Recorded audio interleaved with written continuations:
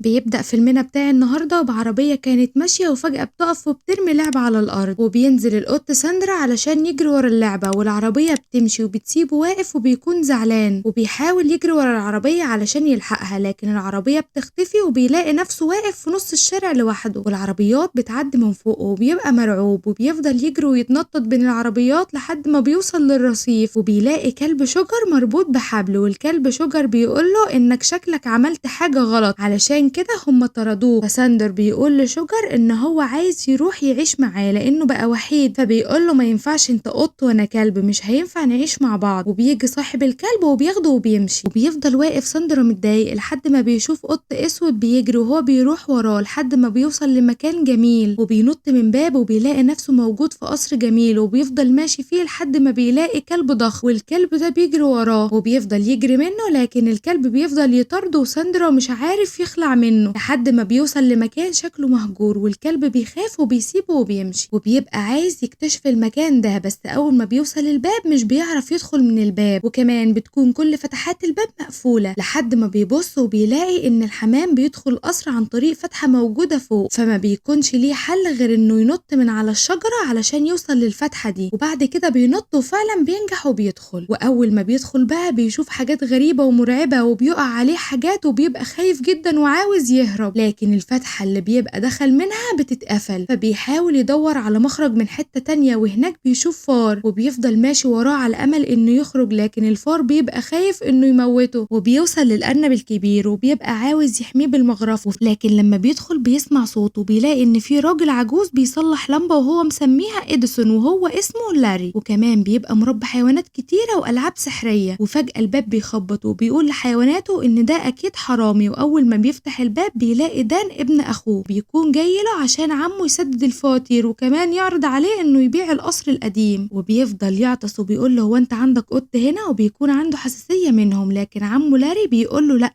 وانه مفيش اي قط هنا، وبيمشي دان، وفجأة الارنب بيطلع ساندر اللي كان مستخبي، فالعجوز بيفرح وبيقول له ان هو هيربيه وكمان هيعمل له حفلة استقبال بمناسبة انضمامه ليهم، لكن معظم الحيوانات ما بتبقاش فرحانة بكده، والعجوز لاري بياخد القط معاه الأوضة علشان يبدأ يحكي له عن حياته وإنه بيعمل خدع سحرية، وعلشان كده هو عنده اللعبة السحرية دي، وهو بيحكي له فجأة بينام وبيوصل الأرنب والفار وبيقولوا له أنت قط لئيم، بعد ما كان الراجل ده بيحبنا أنت جيت وبوظت كل حاجة وهتخليه يحبك أنت أكتر، وبيقولوا له إن أحسن لك تمشي الصبح يا إما أنا همشيك بطريقتي، لكن ساندر بيقول له أنا ما عملتش حاجة وهو اللي بيحبني، وفي تاني يوم بيصحى لاري وبيلم الحيوانات بتاعته وبيلبس بدلته وبيقول لساندر خليك انت قاعد هنا، لكن القط بيبقى زعلان وبيفضل يبص عليه فبيصعب على العجوز، وبيقول له العجوز خلاص تعالى معانا وتبقى انت تاخد الدور الجديد بتاع السحر، واول ما بيدخل على اطفال مستشفى قريبة منه علشان يفرح الاطفال العيانين وبيقول لهم انه محضر لهم حاجة جديدة النهاردة، وبعد ما يخلص كل الالعاب السحرية بيحط الترابيزة علشان يعمل عليها اللعبة السحرية بتاعته، وبيقول لهم انا هطلع دلوقتي ارنب من القبعة، وبيفضل يضحكهم وبيطلع القط، والاطفال بيقولوا له لا ده مش ارنب ده قط، وبيفرحوا بشكله الجديد وبيقولوا احنا حبينا شكله اكتر من الارنب وعايزينك تجيبه تاني، فبيتضايق الارنب جدا وبيقول للفار ان القط ده زودها قوي ولازم نخلص منه في اقرب وقت، وبعد ما بيخلص الفقرة بتاعت لاري بيلم الحيوانات والالعاب السحرية وبيحطهم في الصندوق اللي بيحط القط فوقه وبيمشي بالعجلة، وهم في الطريق الارنب بيقول ان دي فرصتي الوحيدة ان اخلص منه، وبيحاول يحرك الصندوق لكن مش بيعرف انه يوقعه لان الصندوق كان تقيل عليه، فماجي بتديله قلم وبيفضل يضرب بيه ساندر من الفتحات اللي موجودة في الصندوق، فبيبدأ يتحرك مع الحركة دي وبيختل توازن العجلة لحد ما لاري بيفقد السيطرة وبيعمل حادثة وبيقع على الأرض، والمرة دي بيلاقي الكلب شجر اللي كان قبله زمان، والكلب بيقول له انت قط شقي وكنت هتموت الراجل العجوز رغم انه ما عملكش حاجة، فبيقول له ساندر على اللي حصل، فالكلب بيشفق عليه فبيقول له ان الراجل تلاقيه رجع بيته تاني وانا ما بقاش ليا صاحب، فانا هاجي معاك علشان اساعدك، وفعلا بيروح مع الكلب، لكن الكلب اول ما بيدخل القصر بيقول له القصر ده بيتعمل فيه سحر اسود وفي كمان ارنب مجنون، فانت ادخل بقى وربنا معاك يا فرج يا اخويا، وبنيجي لعجوز لاري اللي بيكون داخل المستشفى بسبب الحادثه دي، وبيدخل عليه ابن اخوه دان واللي بيقول له ان انا لقيت لك مكان حلو هتعيش فيه وهتجيب العقود علشان تمضيها ونبيع القصر ده، فالحيوانات بيسمعوا الكلام وبيبقوا عاوزين ينقذوا القصر، وبتهرب الحمامتين للبيت علشان يحذروا الموجودين من دان، وفعلا دان بيجيب العقود وبيمضي عمه عليها وبياخد الصندوق علشان يرجعه تاني مكانه القصر، القصر، وبنشوف دان وهو بيجيب 2 علشان يشتروا القصر. فالحيوانات بيعملوا خطة وبيقولوا الحمام انت هتطير علشان توقع عليهم حاجات علشان يتضايقوا، ويقولوا ان هما مش عايزين يشتروا القصر المقرف ده. وبعد كده الارنب بيقف في ساندر وبيقول له انت السبب في كل ده، بس ساندر بيرد عليه وبيقول له انت كذاب لان انت السبب لما انت حاولت ان انت تطفشني، لكن القط مش بيلاقي حد واقف في صفه غير اديسون. وساندر بيقول لهم ان انتوا مش هينفع تمشوني من هنا لان دان عنده حساسية من القطط. فالارنب بيقتنع لكن بيحبسه جوه قفص علشان ما يتحركش ولا يعمل اي حاجة. فهو محبوس بيبقى زعلان جدا لانه بيبقى حاطط في دماغه ان لاري العجوز اكيد زعلان منه وفاكر ان هو السبب، لكن اديسون بيدخل وبيهون عليه وبيقول له ان انت بقيت واحد مننا وسيبك من كل اللي انت بتسمعه ده. وبيجي تاني زبون وهي ساندرا اللي هي صاحبة الكلب اللي كان مع ساندر واللي بتكون عايزة تشتريه علشان تحوله لصالون للشعر. فبيحاول دان انه يكون لطيف معاها وبيلعب مع الكلب بتاعها، لكن الكلب بيعض وهو بياخد باله من الحمام اللي واقف فوق، فبيطلع شمسية علشان خطة الحمام تفشل. واول ما بتدخل القصر بيبقوا عايزين ماجي هي اللي تخوفها علشان ما تجيش تاني القصر. في الوقت ده الكلب شوجر بيبقى بيدور على القط وبيبقى خايف يكون اتحول لحاجة تانية بسبب السحر اللي موجود في البيت، ودان مش بيبقى حابب يدخل القصر علشان القط اللي موجود فيه والحساسية اللي عنده، وبيقول لها لو انت احتجت حاجة ابقى عرفيني. واخيرا بيوصل شوجر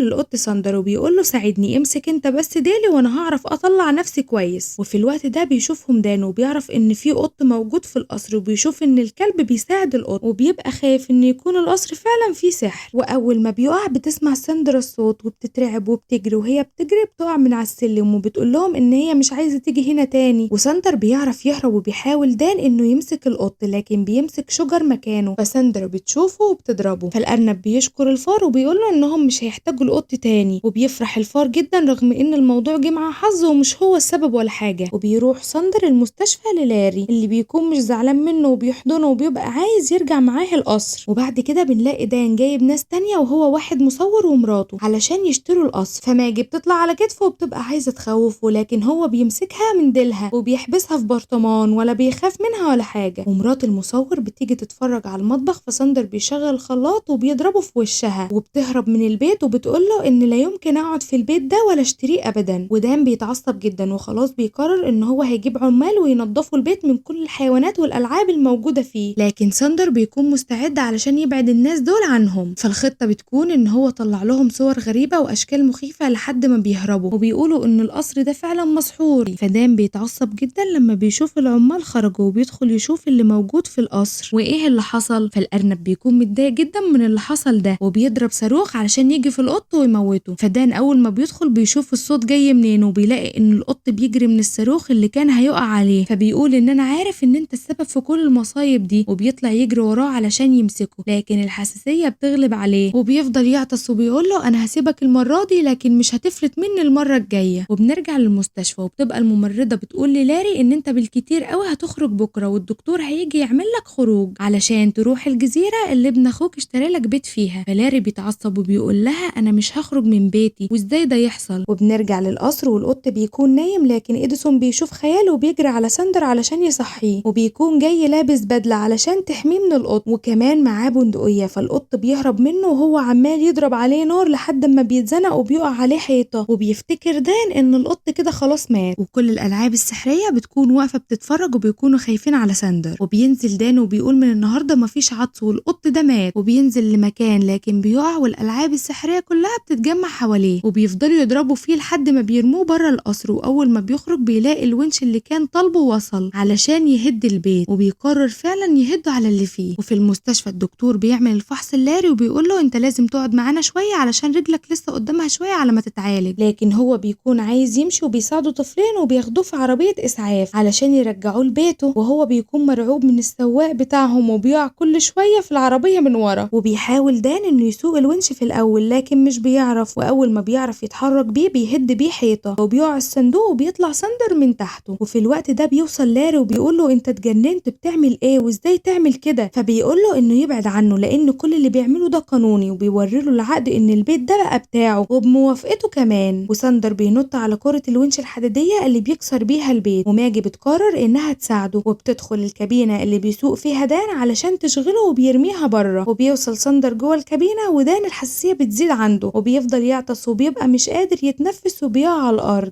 الأرنب والفار بيعتذروا لساندر إنهم عملوا فيه كده وإن هو فعلا طيب وبيتصالحوا. لاري بيرجع يعمل السحر بتاعه تاني والكلب شجر كمان بيروح لهم وبيقول لهم إن هو عايز يشارك معاهم، وجاري بيقول له خليك انت الفقرة الجاية لحد ما اخلص من الفقرة دي مع ساندر صاحبي. وبس كده بيكون خلص فيلمنا بتاع النهاردة. لو وصلت معانا لغاية هنا يبقى اكيد الفيلم عجبك، ما تنساش تعمل لنا اشتراك في القناة وما تنساش كمان اللايك والشير والكومنت وتقول لنا عايز الفيلم الجاي يكون عن ايه.